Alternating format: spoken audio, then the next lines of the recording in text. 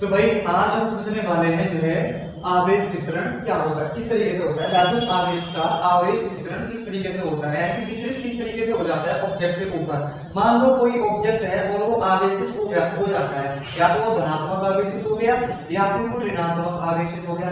तो वो जैसा भी आवेशित हुआ है वो जो आवेश है उसके ऊपर फैल जाता है पूरे तरीके से। फिर से समझते हैं, कोई ऑब्जेक्ट है भाई, इसका कोई एक परमाणु था, उस परमाणु में इलेक्ट्रॉन छोड़ दिए, अगर 5 इलेक्ट्रॉन निकल गए, 5 इलेक्ट्रॉन निकल गए और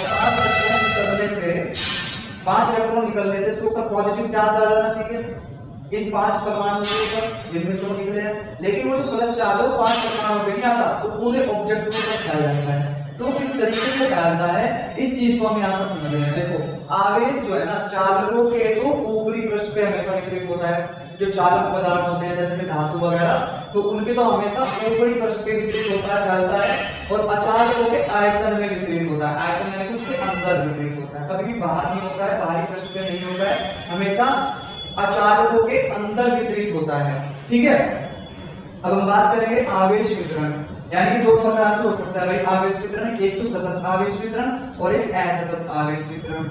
सबसे पहले समझ लेते हैं असतत आवेश वितरण क्या होता है। असतत आवेश वितरण है, मान लो किसी यूनिवर्स मतलब जो स्पेस है, स्पेस में एक चार्ज जो है यहाँ पर रखा हुआ है, दूसरा चार्ज यहाँ पर रखा हुआ है, तीसरा चार्ज यहाँ पे रखा हुआ है, चौथा और पांचवा छठा बहुत दूर दूर Q1, Q2, Q3, Q4 और Q5 और Q6 इस तरीके से इतने सारे चार्ज जो है वो रखे हुए हैं स्पेस में, और ये सब के सब दूर दूर है, यानी कि कंटिन्यू एक तरीके से मिले हुए नहीं है। तो ऐसे आवेश वितरण को हम क्या कहते हैं, असतत आवेश वितरण, जहां पर आवेश का वितरण सतत रूप से नहीं होता है। ठीक है, लगातार नहीं होता है, या फिर जिसका ऐसा आवेश वितरण जिसका समाकलन नहीं किया जा सकता है।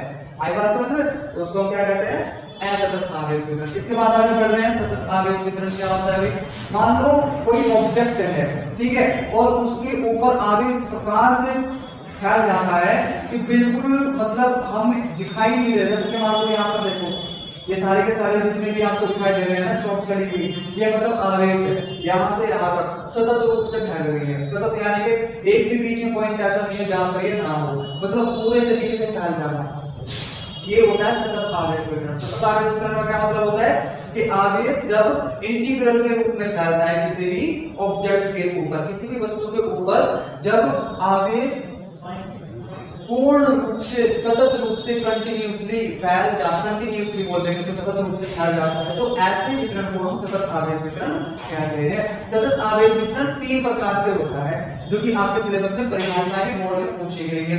ठीक है, सबसे पहला आता है रैखिक आवेश वितरण। रैखिक आवेश वितरण क्या है भाई, मान लो प्लस Q चार्ज है हमारे पास किसी ऑब्जेक्ट को देने के लिए, यहाँ पर भी और यहाँ पर भी।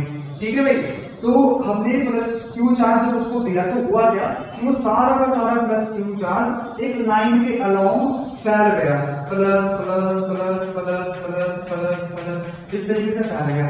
जैसे कि मान लो एक रोड होती है ना, रोड डंडा, ठीक है, मास्टर का डंडा, तो जो मास्टर का डंडा होता है यानी कि रोड होती है, तो उस रोड पे मान लो अगर मैं चार्ज डिस्प्लेस कर दूं, यानी चार्ज रिप्लेस कर दूं उसके ऊपर, तो चार्ज जब होगा मान लो चार्ज है तो उसके फर्स्ट के ऊपर फैल जाएगा कि नहीं, तो एक लाइन के अलोंग फैल गया। हालांकि डंडे की अपनी एक मोटाई होती है और मतलब 3D में होता है, लेकिन लाइन क्या होती है, लाइन की तो कोई मोटाई नहीं होती है, लाइन तो बिल्कुल कोई मोटाई होती ही नहीं है लाइन की, तो ठीक है। तो अगर एक लाइन के अलोंग ऐसे फैल जाता है, जैसे मान लो ये प्लस और इस तरीके से एक दूसरे में बिल्कुल मिल करके इस तरीके से फैलेगा प्लस चार्ज, तो इस वितरण को हम क्या कहते हैं, इस वितरण को हम कहते हैं रैखिक आवेश वितरण।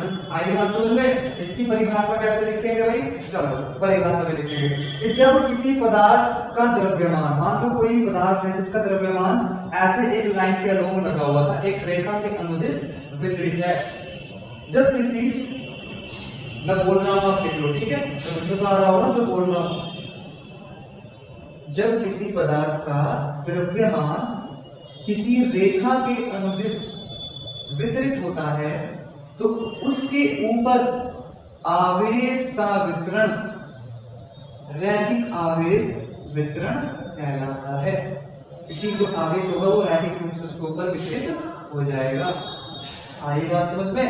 इसके बाद हम बात कर लेते हैं, ठीक है, इसके बाद हम बात कर लेते हैं पृष्ठीय आवेश वितरण क्या होता है। मान लो कोई ऑब्जेक्ट है और जो ऑब्जेक्ट है उसका जो द्रव्यमान है वो एक तल के रूप में है, तल के रूप में यानी कि प्लान जो समझ रहे हो ना, जैसे ये बोर्ड है, बोर्ड की भी अपनी एक मोटाई है, मान लो इसकी बिल्कुल मोटाई हो ही ना, केवल ये 2 डायमेंशन में हो, x एक्सिस और y एक्सिस, z एक्सिस के अलोंग इसका विस्तार हो ही नहीं, तो उस स्थिति में हम इसको बोल देंगे प्लानर, ठीक है। तो अगर कोई बॉडी प्लानर है, ठीक है, लिम्बनस बॉडी है, तो कंटीन्यूअस बॉडी के ऊपर यानी कि अगर कोई ऐसा ऑब्जेक्ट है जिसका द्रव्यमान, लिख लो कोई भाषा, किसी ऐसे वस्तु जिसका द्रव्यमान पृष्ठीय रूप से वितरित हो, कैसे? पृष्ठीय रूप से वितरित हो, एक पृष्ठ के अनुदिश वितरित है, तो उसके ऊपर आवेश का वितरण पृष्ठीय आवेश वितरण कहलाता है। तो इसके ऊपर अगर मैं चार्ज दूंगा तो वो इसके ऊपर फैल जाएगा, ऐसे पृष्ठीय रूप से फैल जाएगा, plus plus plus plus plus. बात समझ में आई? तो इस तरीके से उसके ऊपर फैल जाएगा, इसको हम क्या कहते हैं? पृष्ठीय आवेश वितरण कहते हैं। बात समझ में आई? चलो नेक्स्ट ले लेते हैं आयतन आवेश वितरण। ये तो अचालकों में होता है, अचालकों में, मैंने अभी बताया था अचालकों में ही आयतन के अंदर जो है आवेश चला जाता है। मान लो मेरे पास एक ठोस गोला है लकड़ी का बना हुआ और मैंने इसको +2 चार्ज दे दिया, तो +2 चार्ज इसके ऊपर मुझे महसूस नहीं होगा बिल्कुल भी, वो कहाँ चला गया? इसके अंदर चला गया, ठीक है। अब ये मान सकते हैं कि +2 चार्ज कहाँ पे चला गया? अभी इसके अंदर आयतन में समान रूप से फैल गया, ये गोला था हमारे पास और गोले के अंदर जो है आवेश चला गया। ऐसे वितरण को हम क्या कहते हैं? आयतन आवेश वितरण कहते हैं। और यहाँ पर हम इस प्रकार से कहेंगे कि ऐसा ऑब्जेक्ट जिसका क्या हो भाई? ऐसा ऑब्जेक्ट जो कि जिसका द्रव्यमान आयतन में वितरित हो या फिर तीनों दिशाओं में वितरित हो, 3D में वितरित हो, उस पर आवेश का वितरण आयतन आवेश वितरण कहलाता है, जबकि वह पदार्थ एक अचालक पदार्थ हो। ध्यान से समझेंगे, वह पदार्थ क्या हो? एक अचालक पदार्थ हो। अगर ये चालक होता, अगर ये लोहे का गोला होता, तो लोहे का गोला मान लो सॉलिड है, ठीक है, अंदर भी लोहा भरा पड़ा है, बाहर भी लोहा है, तो जैसे इसको चार्ज दूंगा, चार्ज कैसे फैल जाएगा? उसके पृष्ठ के ऊपर फैल जाएगा, अंदर नहीं जाएगा। चालक में हमेशा पृष्ठ के ऊपर वितरित होता है, ना कि आयतन में। तो वो जो आवेश का वितरण होगा, वो आवेश का वितरण पृष्ठीय आवेश वितरण हो जाएगा चालक में। चालक में हमेशा पृष्ठीय आवेश वितरण होता है या फिर रैखिक आवेश वितरण होता है।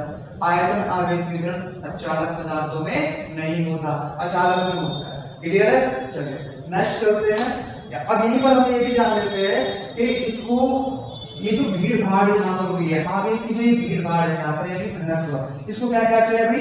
रैखिक आवेश घनत्व। आगे इसी परिभाषा में निकलेंगे। रैखिक आवेश वितरण के दौरान आवेश के घनत्व को रैखिक आवेश घनत्व कहते हैं। और यहाँ पर क्या कहते हैं भाई? पृष्ठीय आवेश वितरण से प्राप्त आवेश के घनत्व को पृष्ठीय आवेश घनत्व कहते हैं। आयतन आवेश वितरण से प्राप्त आवेश के घनत्व को आयतन आवेश घनत्व कहते हैं। इसको किससे शो करते हैं अभी? लैम्डा से। लैम्डा की एक और परिभाषा हो सकती है कि जितना चार्ज पर यूनिट लेंथ में फैला हुआ है। मान लो एक L लंबाई की जो है रोड है जिसके ऊपर Q चार्ज फैला हुआ है, तो हम लैम्डा को ये शो कर सकते हैं। और लैम्डा क्या है यहाँ पर? रैखिक आवेश घनत्व। तो अगर L की वैल्यू 1 होता है, यानी कि 1 मीटर वैल्यू ले मैं, 1 मीटर में जितना आवेश हो जाएगा वही क्या हो जाएगा? रैखिक आवेश घनत्व। तो अगर 1 मीटर लंबाई है, उस 1 मीटर लंबाई में जितना आवेश आया है वही क्या है?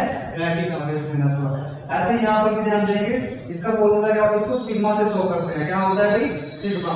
यहाँ पर ये क्या हो जाएगा? पृष्ठीय आवेश घनत्व लिख लेंगे साथ के साथ, घनत्व। पृष्ठीय आवेश घनत्व सिग्मा बराबर क्या होता है? आवेश बटे क्षेत्रफल टोटल।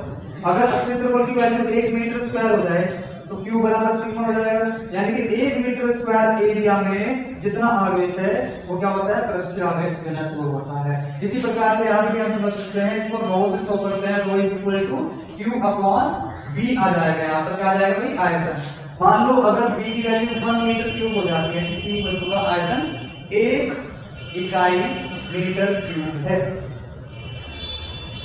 तो Q बराबर rho हो जाएगा, यानी कि एक एकांक आयतन में जो आवेश फैला होता है उसी को हम क्या कहते हैं, आयतन आवेश घनत्व। आयतन आवेश घनत्व। क्लियर है?